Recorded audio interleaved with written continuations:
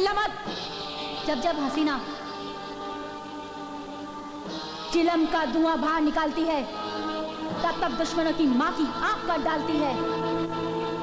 ऊका कहत है, जब गीदड़ की मौत आवत है तो वो शहर की तरफ भागत है, और जेकर बेमौत मौत आवत है वो डाकू हसीना की तरफ आवत है, जैसे इनकी तू। अरे हसीना का नाम सुनकर सबको पसीना आवत है, और तू हसीना को बंदूक दिखावत है, तो है डर नहीं लागत है? मैं सिर्फ माँ काली से डरती हूँ, तुम जैसी छिनाल से नहीं। डरेगी रे, बहुत डरेगी, और हमारा नाम सुनकर तुझे रात भर नींद नहीं आएगी। बकवास बंद कर हसीना, मैं बेवजह किसी को मारती नहीं, और मेरे रास्ते में कोई अगर आ जाए तो उसे छोड़ती नहीं। और इसे कहते 900 चूहे खाकर बिल्ली हज को चली, और अभी कल रात ही तूने 4 लोगों को ऊपर पहुंचाया है। वो मेरा काम नहीं था। तो हमारा काम भी नहीं। हमका अपने नाम पर पूरा भरोसा है, हम तुम्हारा घटिया नाम का सहारा काहे लेंगे।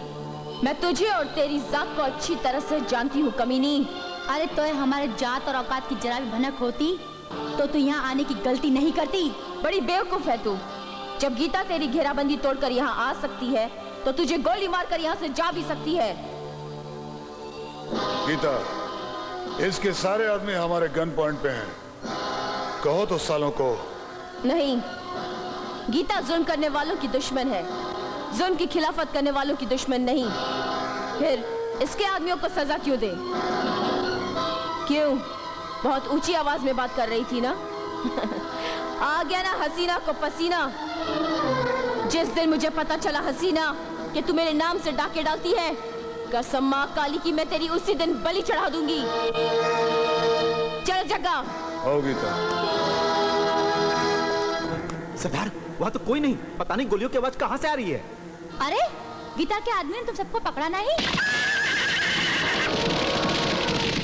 क्या बात करते हो सरदार, उस ससुर लोग के हावे की हिम्मत नहीं है। अरे वो ससुरी यहाँ आके गई है, अब हम उसकी माँ की आंख कर देंगे। अरे ओ वेद भाया, अठया अठया। अरे वेद भाया, कल थारे को है मारे घर पे आना। अरे कोई मर गया है क्या? अबे बावली के भूत तेरी, अबे थारी शक्ल अच्छी नहीं, बात तो अच्छी किया कर। लेकिन इससे पहले कभी आपने किसी को घर पे नहीं बुलाया? अरे के बताऊं भाया, इस मजबूरी का नाम होवे मारी नहीं लुगाई। गैली कहती है कि शादी की खुशी में जो मैंने गलती की है, अपने घर में क्वाली रखो और सबको बुलाओ, और थन्ने को कल मेरे घर पे आना है। अरे क्वाली का नाम सुनकर तो मेरा तन बदन अभी से थिरक रहा है यार। अरे मजा आ जाएगा यार। अरे अभी नाचूंगा मैं, अभी नाचूंगा यार। मैं क्वाली गाऊं? अरे जरूर गाओ यार, नाचूंगा यार। गड्ढे ते न चढ़ दी, गड्ढी रे ते न चढ़ दी, गड्ढे ते न चढ़ दी, गड्ढी रे ते न चढ़ दी, छड़े अंदर कट्टे कुत्ते टप चढ़ दी, बोलो तारा रा रा, बोलो तारा रा रा कंजरी। सरदार, क्या बात है रे? खबर मिली है कि आज गीता माधोपुर के सेठ जी के यहाँ डाका डालने वाली है। कौन है रे ये सेठवा? ये ठाकुर दुर्जन सिंह का बहनोई है। कौन खास बात है रे का घर में? सुना है उसकी दूसरी बीवी आई है, बहुत चकाचक मामला है, और सुना है शहर से कव्वाल भी आ रहे हैं।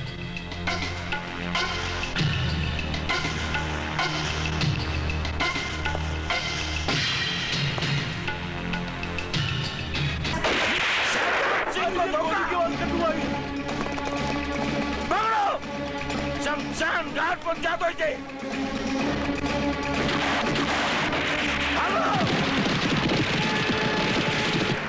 खुशखबरी सुना दूं आपको? अरे जल्दी सुना भाया।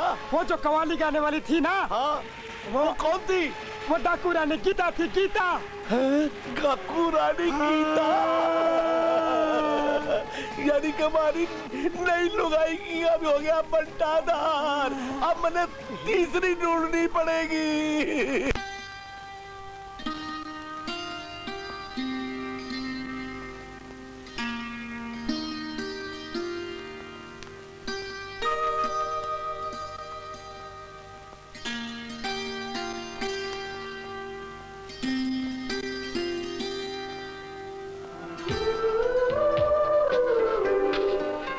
क्या सोच रही हो? मैं सोच रही हूँ हमारे प्यार की मंजिल क्या होगी, मिलन या जुदाई? जुदाई? यह शब्द जहर में डूबा हुआ लगता है। इसे होठों पर मत लाया करो, होठों की शान घटती है।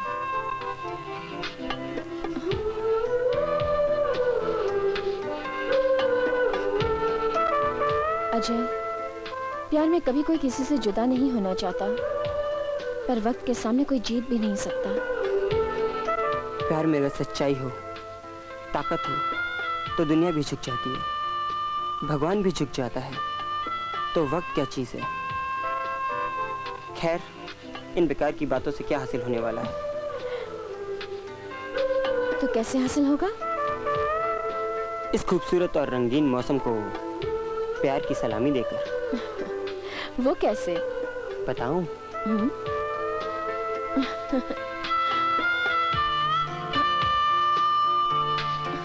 अरे हाँ, तुम गांव कब जा रही हो? रविवार की सुबह। अचानक ये गांव का प्रोग्राम कैसे बन गया? अरे बापू है ना, वो चुनाव में खड़े हो रहे हैं, कुछ तो हेल्प करूंगी, और अगर वो जीत जाएंगे तो मैं उनसे तुम्हें मांग लूंगी। मास्टर जी, आप मुझे चुनाव में क्यों घसीट रहे हैं? सब लोग ठाकुर के जुल्मों से तंग आ चुके हैं और इसीलिए वो हमेशा चुनाव जीतता है। कोई भी उसके सामने खड़ा होने की हिम्मत ही नहीं करता है। वो तो ठीक है मास्टर जी, लेकिन खामाखास ठाकुर से दुश्मनी मोल लेना भी तो ठीक नहीं है। सीताराम, क्या तुम ये नहीं चाहते कि गांव वालों को ठाकुर के जुल्मों से मुक्ति मिले? मास्टर जी, मैं तो ये चाहता हूं कि गांव वालों को ठाकुर के जुल्मों से मुक्ति मिल जाए। तुम ठीक कहते हो, इसके लिए मुझे चुनाव लड़ना ही पड़ेगा। तुम इसकी तैयारी करो। ठीक है। हाँ। अच्छा।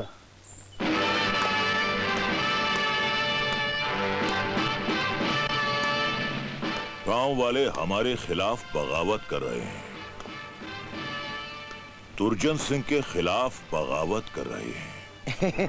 भगवान झूठ न बुलाए ठाकुर साहब, अगर इस चिंगारी को जल्द नहीं बुझाया गया तो इसकी लपटें हवेली तक भी आ सकती हैं। नारायण नारायण। क्यों, क्या बात है? कुछ नहीं बेटे, इस चुनाव में गांव वाले सीताराम भारद्वाज को हमारे खिलाफ खड़ा कर रहे हैं। ओ नो, ये जुर्रत! बाबा, आप हुक्म कीजिए, मैं एक एक को गोलियों से भून कर रख दूंगा। भयंकर गलती करोगे भांजे, भयंकर गलती। क्या मतलब? इसका मतलब ये है कि अगर चुनाव होने से पहले जरा सा भी खून खराबा हो गया तो इसमें जीजा श्री की इज्जत तो मिट्टी में मिलेगी, साथ ही साथ में चुनाव भी रद्द कर दिए जाएंगे। हाँ विक्रम, तुम्हारे मामा श्री बिल्कुल ठीक कह रहे हैं। लेकिन दाता। साले श्री जी जीजा श्री, तुमने क्या सोचा है? मैंने जो सोचा है उससे सांप भी मर जाएगा और लाठी भी नहीं टूटेगी। हम जानते हैं कि तुम हमेशा दूर की कौड़ी लेकर आते हो। इस बार तुम्हारे शैतानी दिमाग में कौन सी खिचड़ी पक रही है? मैंने इंस्पेक्टर पटक सिंह को बुलाया है। आओ इंस्पेक्टर पटक सिंह, आओ। हुकुम ठाकुर साहब। तुम्हें कल गांव में डकैती डलवानी है। डाका चाहे कोई भी डाले, लेकिन इल्जाम सिर्फ सीताराम भारद्वाज के सर पे ही आना चाहिए। आगे तुम्हें क्या करना है ये बात तुम अच्छी तरह से जानते हो। आप फिक्र मत कीजिए मामा जी, मैं सारा बंदोबस्त कर दूंगा। सीताराम! कुंवर साहब, आप? तू बाबा के खिलाफ चुनाव लड़ेगा? हाँ, हमारे टुकड़ों पर पलता है और हमें ही काटता है। ये बात नहीं कुंवर साहब, लेकिन मैं। तुझे डर नहीं लगा कि बाबा के सामने चुनाव लड़ने का अंजाम क्या होगा? कुंवर साहब,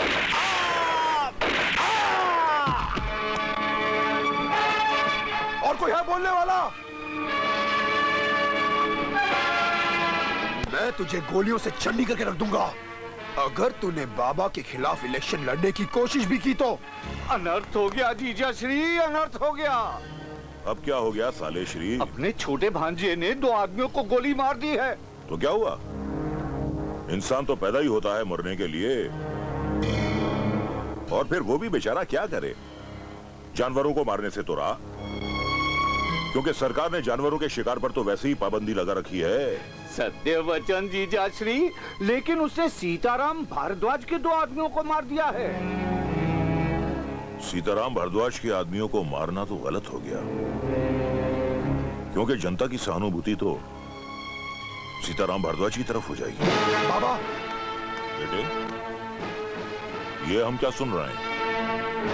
किससे कहा था तुझे गोली चलाने के लिए? बाबा, वो आपके सामने चुनाव लड़ने वाला था। अरे लेकिन भांजे, बाबा श्री, मैं सिर्फ एक बात जानता हूँ, जो मेरे बाबा के सामने सिर उठाएगा वो मेरे बाबा का दुश्मन, और जो मेरे बाबा का दुश्मन वो मेरा दुश्मन, और मेरे दुश्मन को मैं कभी जिंदा नहीं छोड़ता। इतना क्रोध शरीर के लिए अच्छा नहीं है भांजे। ये लड़का सुधर नहीं सकता। अरे आप ही का तो खून है। सिर्फ मेरा खून है, तेरा भांजा नहीं है। हाँ, सत्य वचन। दाता, पता उस विजय बेवकूफ ने क्या किया है? सब पता है, लेकिन फिर भी आप बेटे उसे कोई समझा नहीं सकता। वो लड़का तो गुस्से में पागल हो जाता है। शुक्र करो कि उसने सीताराम के गोली नहीं मारी। लेकिन दाता, सुनने में है कि सारे गांव वाले सीताराम का साथ दे रहे हैं। तुम उसकी चिंता मत करो भांजे, तुम्हारा मामा ऐसे पांच से फेंकेगा कि वो सीताराम चारों खाने चित हो जाएगा।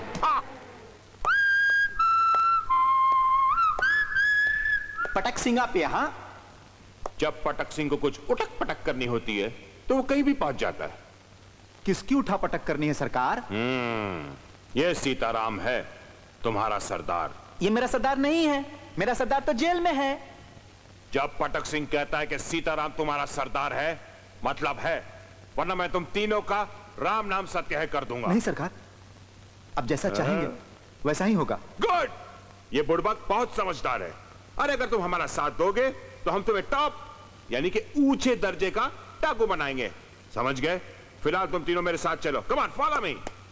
ठीक है ना मास्टर जी? हाँ, इस पर आप चुनाव बापू। तो होने दीजिए सीताराम जी। अरे मेरी बेटी गीता। कैसे हो बापू? बहुत अच्छा हूँ, तुम्हें देखे बिना तरस जाता हूँ। लेकिन अचानक तो कैसे आ गई? बापू, आप चुनाव लड़ रहे हो और मैं आपकी मदद करने नहीं आऊंगी। अरे वाह, शाबाश। देखो सीताराम,